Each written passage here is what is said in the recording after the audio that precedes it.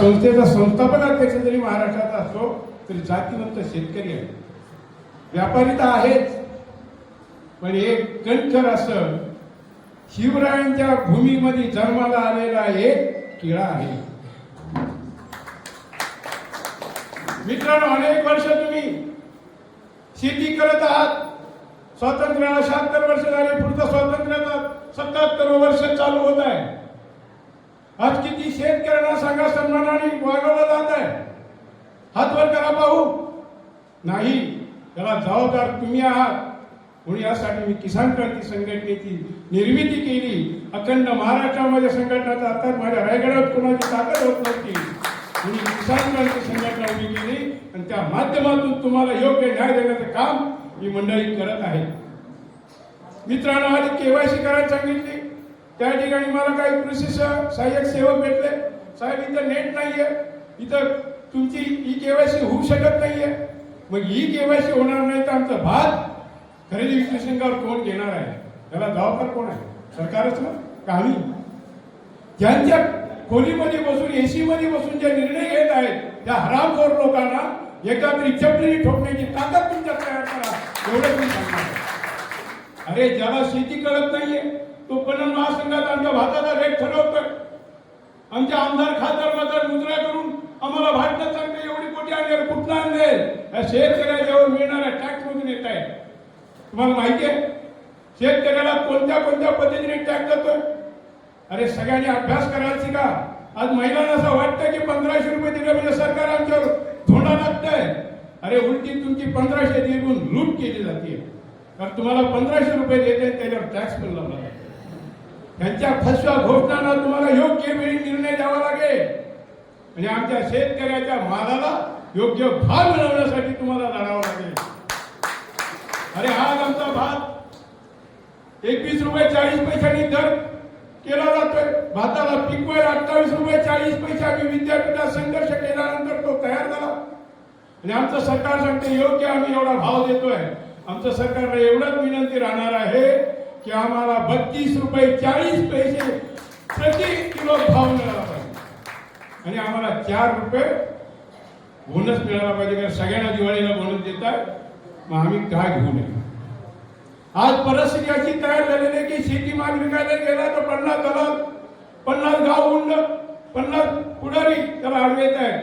आणि आमच्या भारताने एक कायदा स्वीकारलेला आहे की कृषी माल कुठेही जगामध्ये विकला जाईल यासाठी त्यावेळेला गॅट आणि टँकेल प्रस्तावाने हाणून पाडलेला. मित्रांनो, वयाच्या 22 वर्षापासून लढाई चालू आहे. माझ्या कोकणासाठी कोणी तयार होत नव्हतं. कोकणात माझ्या तयार झालं ते फक्त राजकारण की जो माझा शेतकरी भिकारी झाला पाहिजे आणि त्याचं पोरग वीज देऊन आमच्या संघ फिरलं पाहिजे. एवढंच आमचं 76 वर्षाच्या महाराष्ट्रात काम झालेलं. काय करतोय आपण? अरे, आपल्या हक्कासाठी बाहेर पडा. एवढ्या सगळ्या अन्यायाला आम्ही सामोरं जात असताना तुम्ही काय झोपेचा सोंग करता? काय माझ्या शिवाजीचं नाव घेऊन तुम्ही जगता? अरे, तुमची लायकीच नाही माझ्या रायगडात जगण्याची. त्याला सांगा हमी भाव द्यायला मी तयार आहे. एखादा आमदार खासदार त्या ठिकाणी त्याला पहिला प्रश्न विचारा, 1 किलो भात पिकवायला किती खर्च होतो? त्यांनी जे प्रामाणिक उत्तर दिलं ते त्याची घडी राहायची मी ताकद ठेवली. अरे, हे तुमचा हक्क तुम्ही मिळवायला शिका. यांनी आज 76 वर्ष फक्त सोंगाचा बाजार केलेला आहे. आज माझा शेतकरी शेती का टाकू लागलेला आहे?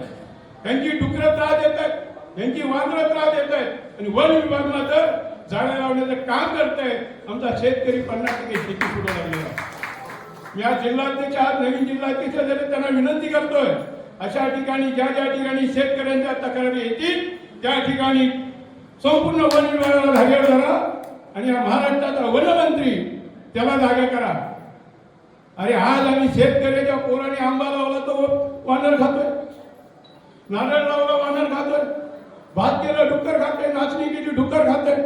लहानमुली यांना प्रेम कोणाचं आहे तर म्हणजे पशु पक्षावर प्रेम करा. शेतकरी मेला तरी चालेल. हे सर्व दुर्दैव आपलं थांबवलं पाहिजे.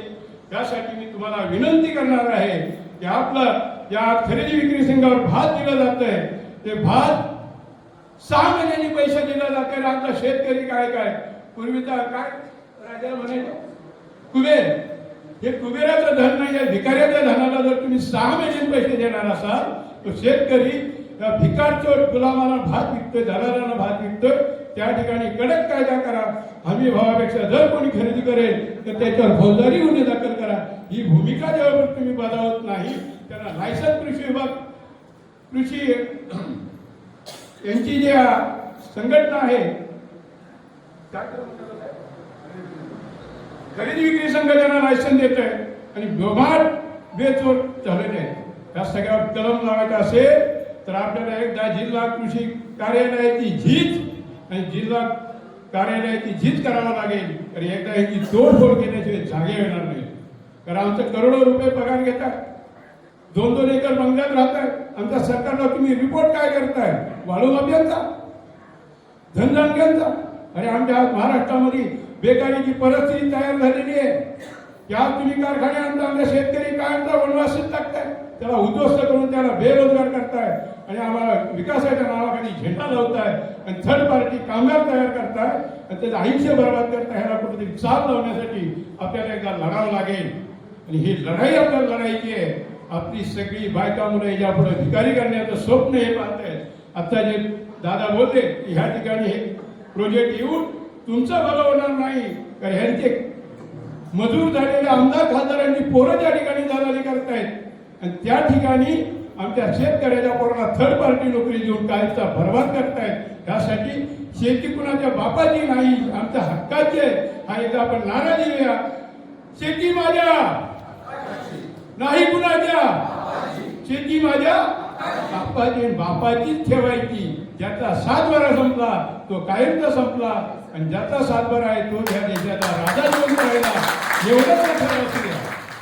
यात या पूर्वजांनी काबाड कष्ट केले, अत्यंत गरीब परिस्थितीत तुम्हाला जगवले, तुम्हाला शिकवले. तुमच्या जमिनी विकायला नाही तर जमिनी जगवायला ठेवले. आज आमच्या कोकणाचा संपूर्ण महाराष्ट्रामध्ये एक बोलवारा होता की कोकण धान्याचं कोटार घेतलं जात होतं. आज तिथं गॅस हवामान ह्याचं कोटार झालेलं आहे आणि आमची मुलं बेरोजगार झालेली. आज या ठिकाणी गॅस तयार झालेला आहे, केमिकलचा वाटचाल तेवढा वास येतोय. आमची मुलं बर्बाद आहे, कुटुंब बर्बाद व्हायला लागलेले आहे. सरकार म्हणतंय महाराष्ट्राचा विकास झाला पाहिजे. गुजरातमध्ये जाऊन बघ, त्या ठिकाणी ती शेती कशी करतायत. पश्चिम महाराष्ट्रात शेती करतो, तिकडं नेला तुझा कारखाना. आमचा कोकण का संपुष्टाला लागायला लागलाय. आज माझ्या महार MIDC मध्ये इतकी वाईट परिस्थिती तयार झालेली आहे की थर्ड पार्टी कार्टी कुणाची ह्यांची, कॉन्ट्रॅक्टर कार्टी कुणाची ह्यांची. आणि आम्हाला सांगायचं स्थानिक भूमिपुत्राला न्याय मिळाला पाहिजे.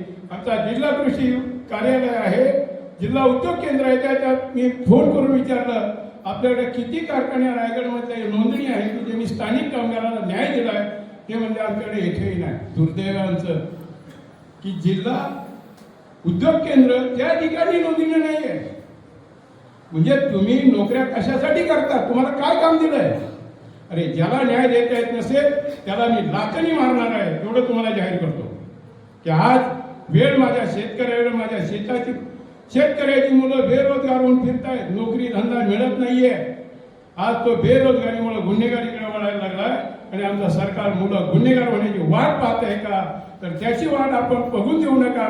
एकदा संघटित व्हा, एकच नारा द्या की माझा महाराष्ट्र सुजलाम सुफलाम ठेवण्यासाठी, माझी शेती विकसित करण्यासाठी मी सदैव प्रयत्नशील राहील.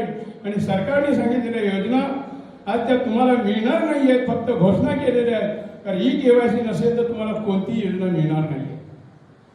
तर आमचा तहसीलदार असेल, प्रांत असेल, तो फक्त आता नोकरी करत नाहीये, ते ह्या सरकारचे गुलाम आहे. एकच कृषी खातं शिल्लक आहे की ती शेतकऱ्यांच्या कार्यक्रमाला हजर राहतात. हे बाकी गुलामीचं काम करतायत, गुन्हेगारीचं काम करतायत. आणि ह्यांना जागेवर आणायचं असेल तर माझ्या जिल्हा अधिकारी रायगड जिल्हा अध्यक्षाला सपोर्ट करा आणि यशस्वीरित्या तुमचा न्याय मिळवून देण्यासाठी ते नक्कीच तुम्हाला उपयोगी पडतील. आणि आजच तुम्हाला एक जाहीर सूचना करतोय की आपल्या जिल्ह्याचे माजी जिल्हाध्यक्ष उत्तमजी शेळके यांची महाराष्ट्र राज्य कार्यकारिणीवरती नियुक्ती मी आज करत आहे आणि त्यांचा